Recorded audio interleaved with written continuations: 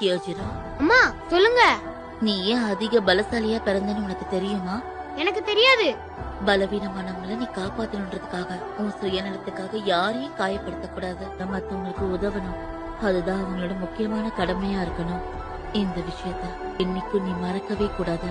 மாட்டேன். ஆயிரம் படைகளும் முரசுதான் முழங்கியே வரட்டுமே, ஒருவனாய் வெல்லடா